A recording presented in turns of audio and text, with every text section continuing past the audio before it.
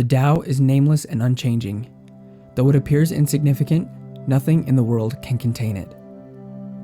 If a ruler abides by its principles, then her people will willingly follow. Heaven would rain on earth, like sweet rain falling on paradise. People would have no need for laws, because the law would be written on their hearts. Naming is a necessity for order, but naming cannot order all things. Naming often makes things impersonal, so we should know when naming should end. Knowing when to stop naming, you can avoid the pitfall it brings. All things end in the Tao, just as the small streams and largest rivers flow through valleys to the sea.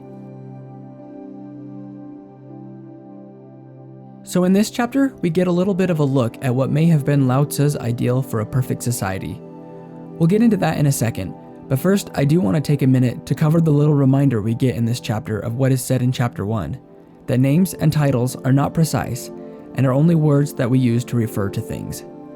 Naming things does not mean we understand them, and this is especially true for something as incomprehensible as the Tao. Of course, we need to have names for things so that we can refer to them, but we need to be careful lest we think that we truly understand something just because we know its name. When we observe a friend having a hard time, we may come closer to them to try to understand what is going on. However, often if we are told at some point, "Oh, she has depression," or "Oh, he has PTSD," it's almost as if we stop trying to understand them and what they're going through, just because we can now name it. One person's struggles may be similar to another's, but they are not exactly the same, even if they share a label. And being able to put a name on something should not mean that we stop trying to understand a person and what they're going through. I was diagnosed as a child with attention deficit hyperactivity disorder, also known, as I'm sure most of you are aware, as ADHD. At the time, it felt great to finally have a name for the symptoms I was experiencing. It felt vindicating and validating, because I felt like I finally had a reason for what I was going through, and it wasn't just that I was stupid or lazy. However, as I have gone on in life, I found that my symptoms don't always quite fit in with the exact mold we call ADHD. And in researching and interacting with other people who have been similarly diagnosed, I've discovered that I'm not the only one. Actually, there is some research just starting to come out that questions whether we're not just a little too quick to diagnose ADHD, especially in young children. Misdiagnosis can result in people thinking that they have conditions they might not have, and even erroneous prescription of medications, which is kind of a big deal. I understand that this may be the exception more than the rule. I'm not a medical professional or a mental health practitioner, and at the end of the day, this is all just my opinion. And I'm also not saying that we shouldn't try to understand and treat mental illness, quite the opposite. I'm just pointing out a possible example from my life of how emphasis on putting names on things can lead to errors if we're not careful. Now I want to take a second and focus on some of the lines in the middle of the chapter. If a ruler abides by its principles, meaning the Tao, then her people will willingly follow.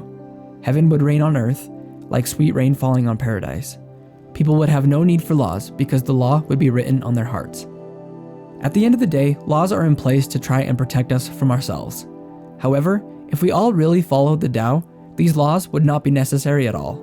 We would already be at a state of oneness with all things and with each other, and we could be counted on to act accordingly without having to be compelled to do so. While this is certainly a wonderful prospect, at this point in time, it is just that, a prospect, which does not currently reflect reality. The current reality of the world is that pretty much nobody is living completely in harmony with Tao, not even you or me.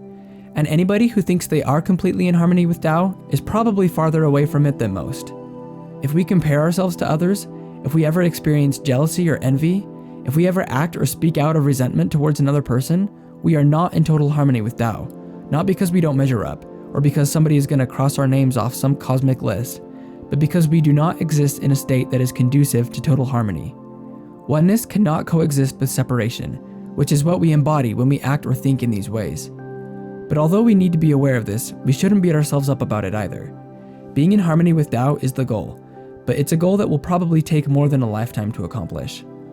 All the teachings of Taoism, or philosophy and religion in general, are to help us to come as close to this as possible, not through forcing ourselves to behave differently, but to help us to approach the Tao in such a way that it permeates and changes us to an ever-increasing degree.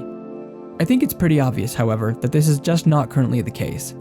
As Taoists, we understand that there is no point in agonizing over this, or trying to force society to be something it isn't. Instead, we acknowledge the current state of affairs, and accept the need for governance and laws to maintain some kind of order, because even though we know that it is not ideal, it is better than the alternative. Laws will only be rendered unnecessary when all people are in harmony with Tao. Until this happens, we have to just do the best we can with what we have. And remember, this isn't everyone else's fault.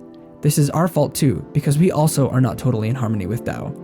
But as we learn and apply true principles to our lives, we can certainly get much closer. Thanks for watching, and I will see you all tomorrow for chapter 33. Peace and blessings.